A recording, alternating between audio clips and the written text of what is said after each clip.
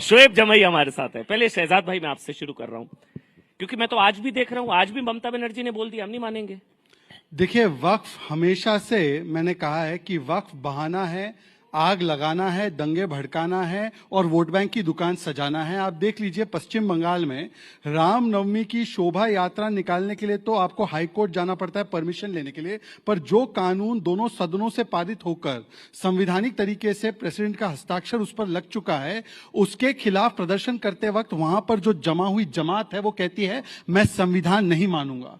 आगजनी करते हैं, पुलिस पर पथराव करते हैं, और आज भी उनका बयान आते वक्त मैंने देखा है, एक ने कहा है कि ऐसा डंक मारेंगे आपको कि आप सभी लोगों को भगा देंगे इस देश से। डंक मारेंगे। अच्छा। अब पता नहीं कि वो अपने आप को सांप से अपनी तुलना कर रहे हैं या किसी और जहरीले प्राणी प्रजाति से अपनी तुलना कर रहे हैं, परंतु ये बीज बोने की जो भावना है विभाजन के। अब देखिए, वक्फ में वैसे तो ये दोनों लोग कहते हैं संविधान की बात है, तो वक्फ में जो अतिक्रमणकारी ताकत है कि जो संपत्ति आपको ठीक लगे, अपनी लगे, तो उसको डिक्लेयर कर देना वक्फ की प्रॉपर्टी सेक्शन 40 में। फिर सेक्शन 6 में केवल ट्राइब्यूनल तक ही जा सकते, उसके बाद अपील ना हो। और जो संपत्ति पे दावा करते हैं वो दावा करने वाले को नहीं, जिसकी संपत्ति है दरअसल उसको प्रूव करना है कि ये वक्फ की संपत्ति नहीं है। अब ये संविधान के खिलाफ है, ये संविधान के साथ है। दूसरी बात, वक्फ की प्रॉपर्टी पूरे देश में 8 लाख से अधिक, 9 लाख से अधिक प्रॉपर्टीज है। कुल मिलाकर 37-38 लाख एकड़ प्रॉपर्टी है। इसकी इनकम, रेवेन्यू जनरेशन, इनकम मतलब रेवेन्यू जनरेशन है 166 करोड़। इसका मतलब है प्रति एकड़ 444 रुपीज।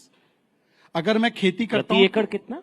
444 रुपीज, 444 रुपए, 444 रुपीज पर ईयर एक एकड़ पे वक्फ की संपत्ति का रिटर्न है, रेवेन्यू का।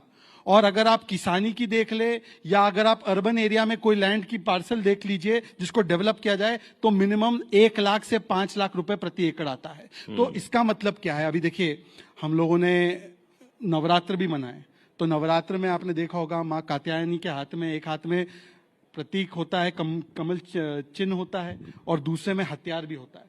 तो एक तो ये संपन्नता का और सामाजिक न्याय का एक हथियार है कि जो गरीब, पसमानदा मुसलमान, जो बेवा है, जो यतीम है, जो अनाथ है, जो आगा खानी है, बोरा है, दरगाह के लोग हैं जिनके अधिकार मारे जा रहे थे, उनको अधिकार सुनिश्चित करेगा। ये स से संविधान की सुरक्षा, जैसे माँ हत्यारों से सुरक्षा करती है, वैसे स से संविधान की सुरक्षा का हथियार है। और स से सुशासन का एक औजार है, जिससे कि भ्रष्टाचार बंद होगा। तो स से सामाजिक न्याय, संविधान और सुशासन के खिलाफ। ठीक है, ये क्यों लोग कहते हैं स से शाहीन बाग बना देंगे और फिर बोलते हैं हम संविधान वाले हैं। नहीं, लेकिन एक बात जो प्रधानमंत्री ने कल एक और बात करी, उन्होंने कहा कि भाटी जी, मैं सवाल आपसे ले रहा हूं। प्रधानमंत्री ने कहा कि इस जो भू माफिया या आक्रमणकारी नीतियां, ये प्रधानमंत्री की नहीं है, मेरे शब्द है, लेकिन उन्होंने आगे कहा कि केरल में ईसाइयों की जमीन पर कब्जा, हरियाणा में सिखों के गुरुद्वारों पर कब्जा, सिख ईसाई हिंदुओं के मंदिर, वो तो आप मेरे से बेहतर जानते, तमिलनाडु में 1500 साल पुराना मंदिर, वो हमारा, पार्लियामेंट हमारा, संसद हमारा, ये हमारा, वो हमारा। तो आपको नहीं लगता कि कुछ क्रियाकलाप ही इस तरह के थे कि बदलाव लाना बहुत अनिवार्य, अपरिहार्य हो गया था, लाना ही पड़ता? जो किरण रिजिजू ने कहा कि ये नहीं आता संशोधन, तो साहब पार्लियामेंट भी शायद वक्फ का होता। राजकुमार भाटी जी, क्या क्या बदलेंगे प्रधानमंत्री जी? इतिहास बदलेंगे, भूगोल बदलेंगे, समाज विज्ञान बदलेंगे, संविधान बदलेंगे, देश की लोकतंत्र को बदलेंगे, देश की सोच को बदलेंगे। असल में जो असली समस्या है वो ये है अमन जी कि राष्ट्र निर्माण में, राष्ट्रीय आंदोलन में, राष्ट्र की आज़ादी में इन संगठनों का और इस विचारधारा का कोई योगदान रहा नहीं है जिससे प्रधानमंत्री जी आते हैं। तो इनके पास बताने के लिए, गर्व करने के लिए कुछ बातें हैं नहीं। आपने एक कहावत सुनी होगी कि किसी लाइन को छोटा करने के 2 तरीके होते हैं, उसके बराबर में बड़ी लाइन खींच दो या उस लाइन को मिटा दो। तो प्रधानमंत्री जी लाइनें मिटाने की प्रयास करते हैं, बड़ी लाइन उनसे खींची नहीं जाती। अब वो कह रहे हैं कि देश के बंटवारे को हवा दी कांग्रेस ने। अब जिस व्यक्ति ने इतिहास पढ़ा होगा, अभी तो बहुत लोग ऐसे जीवित हैं इस देश में जो 1947 के समय मौजूद थे, या नहीं भी थे तो उस समय के अखबार हैं, उस समय के रिकॉर्ड हैं। देश की आजादी की जब लड़ाई चल रही थी 1857 के बाद ही अंग्रेज इस बात को समझ गए थे कि भारतीयों को बांटे बिना हम इस देश पर शासन नहीं कर सकते। तो उन्होंने डिवाइड एंड रूल की पॉलिसी अपनाई, हिंदू मुसलमान को आपस में लड़ाओ। तो अंग्रेजों ने ही मुस्लिम लीग का गठन कराया, मुस्लिम लीग को वही फाइनेंस करते थे और हिंदू महासभा को भी अंग्रेज ही फाइनेंस करते थे। हिंदू महासभा का गठन भी उन्होंने ही कराया। कोई मुझे जवाब दे दे, शहजाद भाई दे दें कि सावरकर को 60 रुपए महीना किस बात का देते थे अंग्रेज, और 60 रुपया जब देते थे जब प्राइमरी के टीचर की सैलरी 15 रुपए महीना होती थी। आज प्राइमरी के टीचर की सैलरी 50,000 रुपए है, यानी कि आज का 2 लाख रुपया देते थे अंग्रेज। किस बात के लिए देते थे? जिन्ना से कहते थे हिंदुओं के खिलाफ बोलो, और सावरकर कससे कहते थे मुसलमानों के खिलाफ बोलो।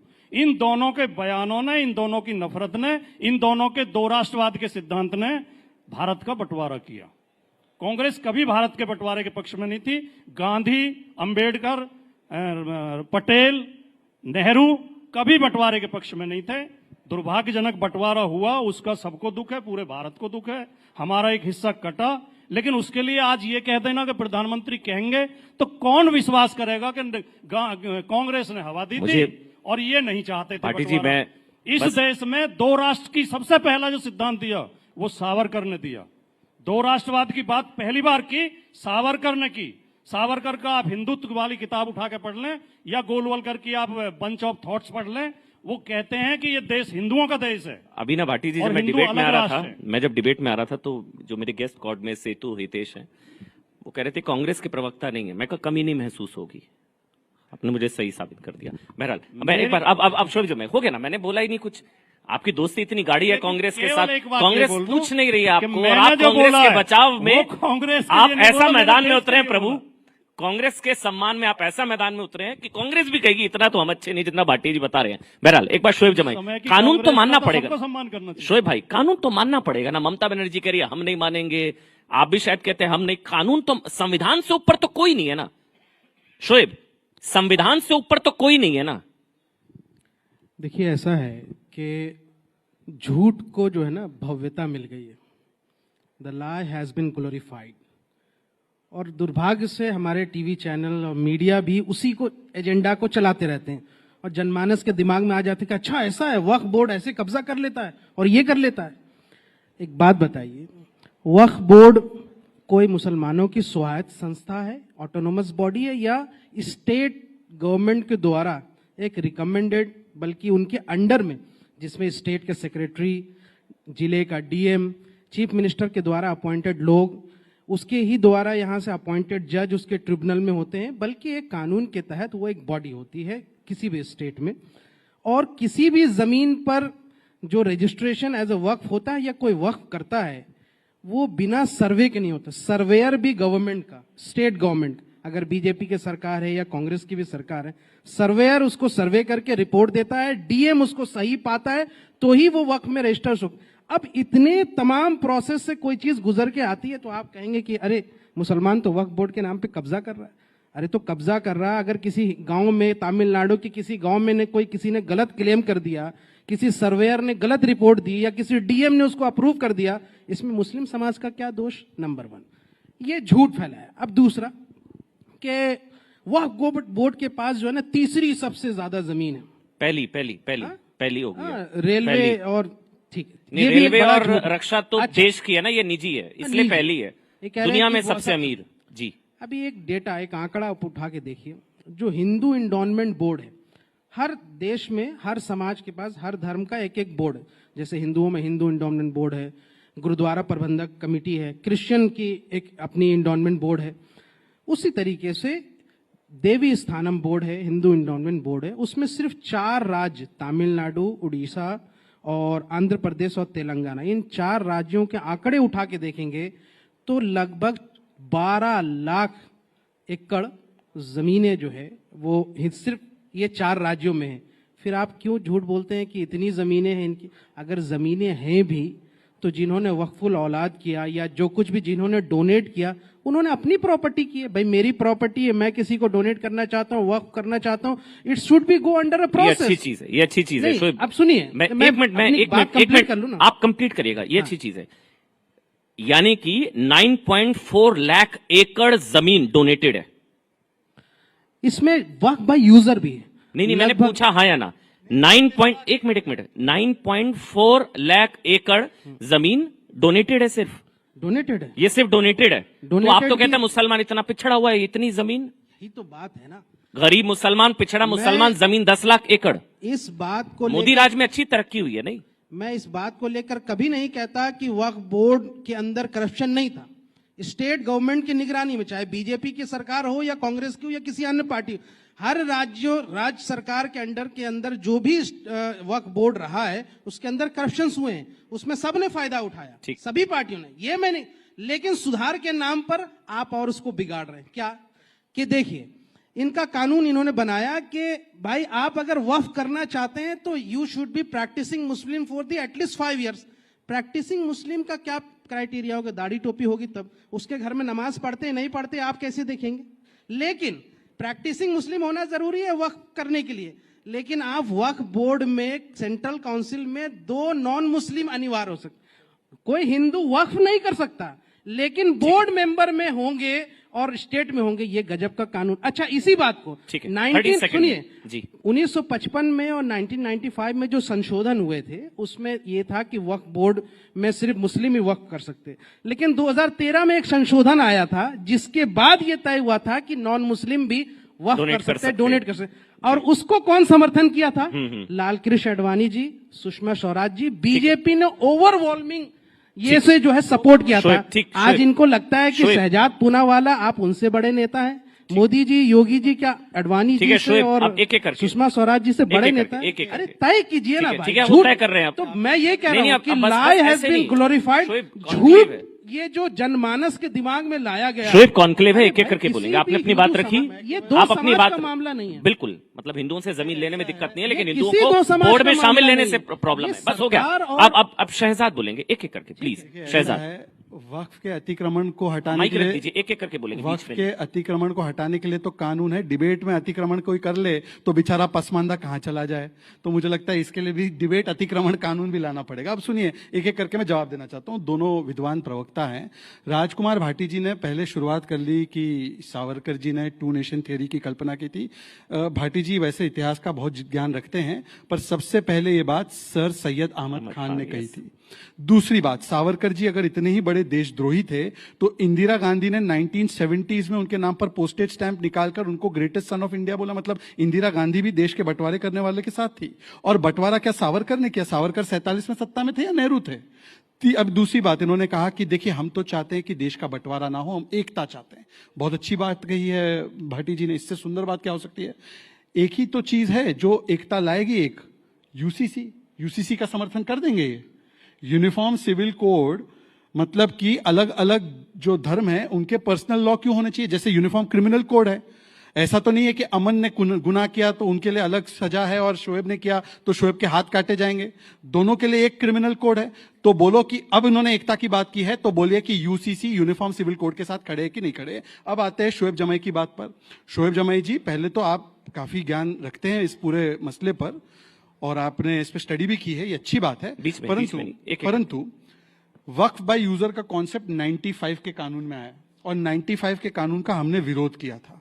दूसरी बात, इस्लाम के नजरिए से अगर देखेंगे तो आप एक चीज कल्पना कीजिए। अमन जी, आप मक्का मदीना जा सकते हैं इबादत करने? नहीं। हज में जा सकते हैं? अमन की इबादत कबूल नहीं है पर अमन की जायदाद कबूल होनी चाहिए। जाना नहीं है, मेरी इबादत क्यों करवा रहे हो? सुनिए ना मेरी बात। अमन की इबादत नहीं लेनी है पर अमन की जायदाद लेनी है। अमन की, सर मैंने आपके बीच में नहीं, प्लीज। अमन की दुआ कबूल नहीं है परंतु अमन का दान कबूल करना है। ये तो इस्लामिक दृष्टि से हम इस्लाम का सम्मान कर रहे हैं ये कहकर कि केवल और केवल मुस्लिम और प्रैक्टिसिंग मुस्लिम जो है वो दान दे सकता है। ये तो इस्लाम का सम्मान है। आप लोग इस्लाम के खिलाफ जाकर काम कर रहे थे। और दूसरी बात, इन्होंने कहा 5 साल के मुस्लिम होने की जरूरत है। यह प्रावधान कोई मोदी जी, अमित शाह जी सोचकर नहीं आए। वक्फ बाय यूजर 95 में कॉन्सेप्ट आया, उससे पहले यही स्थिति थी कानून की, उसी को रिस्टोर किया। आप बताइए कांग्रेस वाले जो थे वो कैसे चेक कर रहे थे कि आप प्रैक्टिसिंग मुसलमान हैं? आप वही प्रैक्टिसिंग मुसलमान, वैसे ही तय होगा। अब आखिरी बात करते हैं। अब इन्होंने कहा, कह रहे कि तय कैसे? मैं सवाल ले रहा हूं, बीच में एक सवाल, ये सारी पार्टियों ने पूछा, ये संसद में मैंने डिबेट सुनी। जो शोएब का कष्ट है वैसी सबका, कांग्रेस का सबका कष्ट है, इमरान मसूद का। पूरा सवाल लेने दीजिए कि कोई प्रैक्टिसिंग मुस्लिम है 5 साल, कैसे पहचानेंगे? कैसे? कौन तय करेगा? क्या पैरामीटर होगा? कौन तय करेगा? ये ऐसा है कि अगर आप 18 के ऊपर होंगे एज आपकी, तभी आप कोई प्रॉपर्टी को दान करने का अधिकार रखेंगे, वरना तो आप माइनर है। 18 की उम्र से ऊपर होंगे तो इसका मतलब आप बर्थ से मुस्लिम हैं, तो 5 साल तो वैसे ही हो गए, तो आप मुस्लिम ही पैदा हुए हैं। हाँ, पर जो कन्वर्ट किए हैं, अब ये क्यों चाहते हैं कि कन्वर्जन केवल दान के लिए हो? आप तो चाहते हैं कि अगर कोई कन्वर्ट करे इस्लाम में तो उसको तो इस्लाम के सारे फायदे मिले ना। तो आप केवल कन्वर्जन करवाना चाहते हैं जायदाद लेने के लिए, वरना वो क्यों अप्रोच करते हैं इस प्रावधान का जो प्रावधान कांग्रेस ने बनाया? दूसरी बात, अब मैं आना चाहता हूं, उन्होंने टेम्पल बोर्ड की बात की। 30 सेकंड। हाँ, 30 सेकेंड्स। आ रहा हूं। टेम्पल बोर्ड की बात करने वाले लोग बताएं कि टेम्पल तो टैक्स भी देता है इस देश में, टेम्पल ट्रस्ट भी चलाते हैं अपने अलग से, जिसमें कि हॉस्पिटल और एजुकेशन संस्थाएं चलती है। आप वक्फ के नाम पर कितनी चल रही है जहां पे फ्री ट्रीटमेंट या फ्री एजुकेशन, 10 ऐसे संस्थान के नाम बता देना। परंतु टेम्पल ये ट्रस्ट चलाने के बाद टैक्स भी सरकार को ठीक भरता है। और आप बताइए कि यहां पर ये वक्फ बाय यूजर चाहते हैं, मतलब हिंदू की प्रॉपर्टी चाहते हैं, पर वक्फ जो कि एक स्टैट्यूटरी बॉडी है, सुप्रीम कोर्ट ने बोला है, उसमें हिंदू नहीं मैं एक चाहते चीज और फिर कह रहा हूं, बोलते हैं एकता की बात मैं एक करें। चीज कह रहा हूं, एक मिनट भाटी, एक मिनट में एक कमेंट लूंगा शोएब। मैं एक चीज कह रहा हूं, यहाँ जितने भी लोग बैठे हैं, आप लोग हमेशा संविधान संविधान संविधान की बात करते हैं, वो अच्छी चीज है, वो करनी चाहिए। मेरी नजर में ये सारी डिबेट संसद में पूरे देश में हो चुकी है, अब तो राष्ट्रपति के हस्ताक्षर हो गए, चैप्टर क्लोज, मानना पड़ेगा, है ना। मैं ये कह रहा हूं कि संविधान से ऊपर या देश के कानून से ऊपर तो आप भी नहीं है, ना मैं हूं, ना मेरा धर्म है, कुछ भी नहीं है। संविधान सबसे सुप्रीम। अमूल आ रहे हैं ना, है या नहीं है बताइए ना। संविधान बड़ा है शरिया? अच्छा मैं गलत बोल गया कुछ। संविधान बड़ा है शरिया? संविधान है ना सुप्रीम? सवाल पूरे कर लीजिए। अच्छा ये सवाल, एक मिनट रुकिए पहले। मेरी नजर में मेरा धर्म छोटा है, संविधान बड़ा है। आपकी नजर में संविधान बड़ा है शरिया? संविधान ही हमें यहाँ से अपने धर्म को फॉलो करने की इजाजत देता है। तो संविधान बड़ा है? संविधान ही आप संविधान को मानते हैं ना? तो संविधान बड़ा है शरिया? इतना मुश्किल सवाल पूछ नहीं। लेता हूं ना, मैं मेरे माफी लिए चाहूंगा, बोले मैं गलत सवाल पूछ लिया मानते हैं ना आपके लिए संविधान? शरिया बड़ा है? संविधान को मानते हैं? संविधान बड़ा है शरिया? नहीं आप पहले बोले। अरे चलिए मैं आपका जवाब दे दूंगा। आप नहीं पहले बोल रहे दीजिए। ये। संविधान सर मानते हैं जिनके ना? लिए शरिया बढ़िया था 47 में चले गए वो। हमने क्या हो गया कह आपको? दिया। आपके लिए देश तिरंगा पहले है।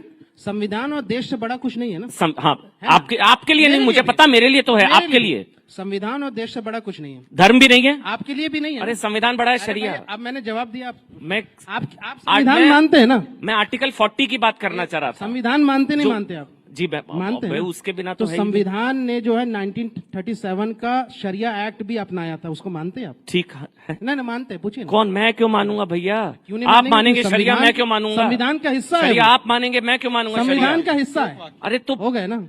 तो संविधान बड़ा है शरिया? कभी कभी जो है ना, कभी होशियारी गड़बड़ हो जाती है। मानिए अगर आप मानते हैं तो 1937 का शरिया एक्ट भी मानिए, जो सर संविधान कानून में तो सब पर अपनाया लागू। गया है। बताइए। शोएब एक चीज मानिए जो अभी प्रधानमंत्री ने सबको- कहा ना, क्यों फिर विरोध मैं- करते हैं? देखिए मैं बहस शरिया नहीं, एक्ट हम का एक आप एक क्यों करके विरोध बोलेंगे। करते हैं? शोएब शरिया कोड का शोएब क्यों विरोध एक एक करते करके, हैं? वो एक तो एक संविधान का हिस्सा है। शोएब एक एक करके, पर्सनल लॉ शोएब जो एक है एक करके, संविधान का आराम हिस्सा से। है। शोएब है ना? शोएब एक आराम।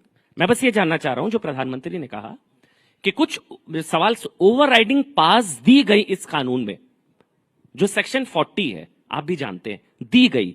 हमारी कोई प्रॉपर्टी का मामला होगा, हम कोर्ट जाएंगे, न्यायालय जाएंगे, आप में वक्फ ट्राइब्यूनल जाएंगे।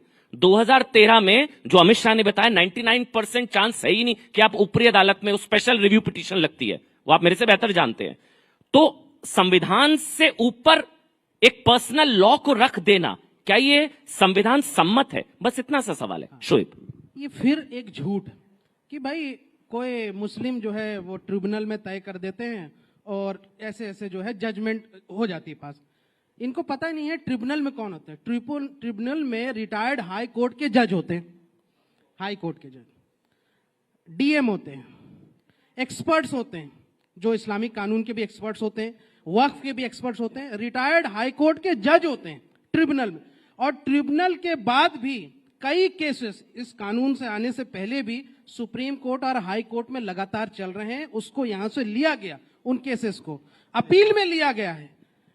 ये कहना एक उदाहरण दीजिए, ट्राइब्यूनल का फैसला कोर्ट ने पलटा।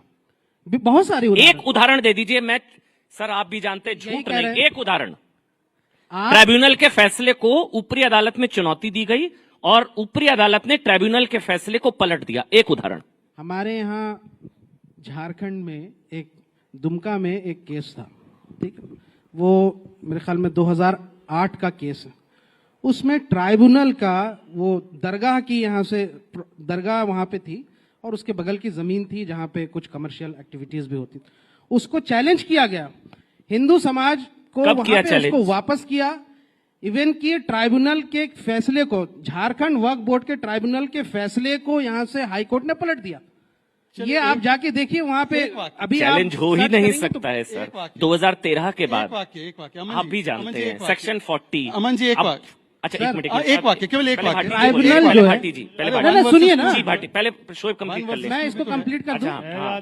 मैं इसको भाई ने कंप्लीट कर कुछ दूं। सवाल उठाए थे। जी जी एक मिनट केवल भाटी जी वो जवाब 30 सेकंड दीजिए। मैं इसको- 30 सेकंड मैं इसको complete 30 कर सेकंड दूं। में कंप्लीट करेंगे फिर भाटी मैं- जी प्लीज। टाइम आपका खत्म हो रहा है। नहीं बिल्कुल मैं इसको समय है, कंप्लीट कर बिल्कुल। देता हूँ बस। नहीं 30 सेकंड हाँ भाटी जी जी, प्लीज प्लीज। अब कुल मिलाकर सबसे देखिए, पहली मुझे बात तो बहुत कम टाइम मिल कि रहा है, दोनों- हाँ, ये 2 अभी versus अभी 1 जो हो है गया ना बहुत वैसे। सारे पर्दाफाश भी हुए, लेकिन ये इतिहास में भी जाते हैं। मैं ये कहता हूं कि आप कानून बना रहे हैं, कानून में संशोधन किए, जिन पर यहां से हम केस लड़ रहे हैं, जिसमें हम सुप्रीम कोर्ट गए, अभी हमारे राष्ट्रीय अध्यक्ष भी गए, पार्टी भी गई, वहां उसकी डिस्कशन होगी और सारी चीजें खुल के आएंगी। लेकिन जो इतिहास की बात इन्होंने की, मैं चूंकि वाइंड अप कर रहा हूं, इन्होंने इतिहास की बात की कि भाई इतिहास बदलना है, और इतिहास वही बदलने की कोशिश करते हैं जिनका अतीत या इतिहास गौरवशाली ना रहा हो। हमारा इतिहास, हमारे आबा अजदाद का इतिहास गौरवशाली रहा है, चाहे 1857 की क्रांति हो या भारत की स्वतंत्रता आंदोलन में हमारे आबा अजदाद की कुर्बानियां हो। जो लोग के इतिहास गौरवशाली है, शोएब जमई को इतिहास बदलने या पलटने या उसको एनसीईआरटी किताबों से हटाने की जरूरत नहीं ठीक है। है, जिन ठीक है। विचारधारा के इतिहास गौरवशाली बोलेंगे, नहीं पहले है, भाटी जी। वही इतिहास को बदलने की ठीक बात है, करते हैं। ठीक बहुत है, बहुत ठीक है, इसलिए बोलना चाह रहा था कि पता नहीं शहजाद रजाकारों का पूनावाला इतिहास ना ने- बता दे। हाँ गैर भाटी जी आप बोलिए तो प्लीज। वक्फ बिल को लेके और एक यूसीसी को लेकर दो बातें कही थी, उस पर मैं थोड़ा सा स्पष्टीकरण देना चाह रहा था। वक्फ बिल पे तो जिस दिन से ये विषय शुरू हुआ, जिस दिन से बहस चल रही है, मेरे दिल और दिमाग में बड़ा भयंकर विरोधाभास चल रहा है, जी युद्ध चल रहा है एक अंदर अंदर। मेरा दिल तो कहता है कि मैं मोदी जी की बात मान लूं, बीजेपी के मित्रों की बात मान लूं कि ये मुसलमानों के भले के लिए लेके आ रहे हैं कानून, मुसलमानों से इन्हें बहुत प्रेम है, ये गरीब मुसलमानों की मदद करना चाहते हैं, गरीब महिलाओं की, बेवाओं की मदद करना चाहते हैं, ये वक्फ की आय बढ़ाना चाहते हैं, ये वक्फ को बहुत ऊंचाई तक ले जाना चाहते हैं। दिल मेरा ही कहता है कि मैं मान लूं, लेकिन दिमाग काम शुरू कर देता है। दिमाग कहता है ये तो वही लोग हैं जो कहते हैं सारे आतंकवादी मुसलमान होते हैं, ये तो कहते हैं या तो जय श्री राम बोलो नहीं पाकिस्तान चले जाओ, ये तो कहते हैं कि होली तो यहीं मनेगी, घर से मत निकलना अगर तुम रंग से डर लगता है तो। इनके तो सारे जलूस मस्जिद के सामने जाकर रुकते हैं, वहीं पर जाकर फिर भद्दे भद्दे नारे लगाते हैं। इनका तो सर्वोच्च नेता चुनाव में जाके कहता है अगर हम चुनाव हार गए तो ये आएंगे तुम्हारी भैंस छीन लेंगे, मंगलसूत्र छीन लेंगे, 4 कमरे का मकान है तो 2 ले जाएंगे। तो फिर दिमाग कहता है कि यार इनकी नीयत पर विश्वास तो नहीं किया जा सकता। ठीक है, अगर मुसलमानों के लिए इनके मन में दया और रहम होती तो ये कुछ और करते। ये वक्फ बोर्ड का कानून केवल वक्फ की जमीन कब्जाने के लिए लाया गया है। ठीक। जिस तरह अयोध्या में सेना की जमीन इन्होंने अपने पूंजीपति मित्रों को दे दी है, ये वक्फ की जमीनें भी दे देंगे, ये इनकी नीयत है। ठीक। दूसरे इन्होंने शहजाद- यूसीसी का जिक्र किया। 30 सेकंड में अमन जी please। ये तो हाँ, बहुत please ज्यादा बोलिए, देर बोलिए, बोले। बोलिए। मैं सर, तो इनके 2 आधे समय भी नहीं बोला सर 2 और अभी वर्सेस तो 1 है time ना, भी आपके पास। 2 वर्सेस 1 है, हाँ, वो मुझे 2 अकेले मिनट, पड़ 1 गए मिनट वो और। प्लीज। हाँ यूसीसी का जहां तक सवाल है, देखिए पूरी दुनिया जानती है कि भारत एक विभिन्नताओं वाला देश है। यहाँ कोस कोस पे पानी बदला, 4 कोस पे पानी। यहाँ ऐसे लोग भी हैं जिनके 2 सगे भाइयों के बच्चों की आपस में शादी हो जाती है, एक भाई की बेटी एक भाई का बेटा। यहाँ ऐसे लोग भी रहते हैं, ऐसे समाज भी हैं जो अपने मामा के बेटी से शादी करते हैं। और यहाँ ऐसा समाज भी है जिसमें मैं भी आता हूं, मैं भी जिस समाज से आता हूं, मामा की बेटी से शादी करना या चाचा की बेटी से शादी करना पाप माना जाता है, अपराध माना जाता है। तो ये देश विभिन्नताओं का देश है। हमारे परिवारों में एक सगा भाई सनातनी होता है जो मूर्ति पूजा करता है, शिव जी की मूर्ति पर दूध चढ़ाता है, ठीक है भाटी। दूसरा भाई आर्य समाजी हो जाता है। लेकिन भाटी जी मेरा वो नहीं नहीं, सवाल आप अन्याय कर रहे हैं मेरे से। मैं 2 ही वाक्य बोल रहा हूं, बस खत्म कर ऐसे दीजिए। भी प्लीज है प्लीज कि प्लीज क्योंकि कोई बात शोएब हो बीच रही में हो तो शोएब पूरी हो शोएब जाए। प्लीज शोएब बीच पति में हो सकता वो मूर्ति पूजा को पाप मानता है, मूर्ति में लात मारता है। कैसे यूसीसी लाओगे? उन दोनों भाइयों में से कौन से की बात मानोगे? कोई बुत परस्ती करता है, कोई बुत सिकन है। भाटी जी लेकिन एक ये चीज इस को देश समझिए में ना, एक जैसी धर्म आधारित कानून तो नहीं होगा ना। कानून अब भी एक है। धर्म आधारित अगर कानून आप- तो ऑल आप मारपीट करोगे मुस्लिम तो पर्सनल लॉ वही धारा बोर्ड आप पे लागू होगी, वही मुझ पे मुस्लिम लागू नहीं, होगी, तो वही criminal है मुसलमान ना, पे, वही civil नहीं है जाटों ना। पे, वही ब्राह्मण पे। तो कहाँ civil- कानून अलग है? मुस्लिम पर्सनल लॉ बोर्ड क्या है? अमन जी जवाब देने का मुस्लिम अवसर पर्सनल दीजिए लॉ भाई। बोर्ड क्या है? अपने धर्म का पालन करने की आजादी हमारा संविधान देता है। अपनी नहीं, धार्मिक एक- संपत्ति तो पॉलीगैमी क्या है? बंधन करने की अब ठीक है, आजादी शहजाद, हमारा शहजाद, संविधान शहजाद, देता है। शहजाद, जी, भाटी जी प्लीज प्लीज। यार बदतमीजी के लिए बुलाए जाते हैं, हम नहीं गाली बस सुनने के मैंने लिए बोला बुलाए ना जाते हैं। उनको। चलिए बस concluding comment Shahzad Shahzad please, ऐसा- चलिए आप सुनिए। प्लीज शहजाद खत्म कर रहे हैं हम मैं अब तो आप भी एक- बोलेंगे। नहीं, या तो माफी मांगे वरना मैं चलिए, बोलने मुझे नहीं वाइंड अप दूंगा। करना पड़ेगा, ऐसे नहीं होता आपने है। बहुत अपमानजनक भाटी जी शब्द ऐसे कहे हैं। गुंडागर्दी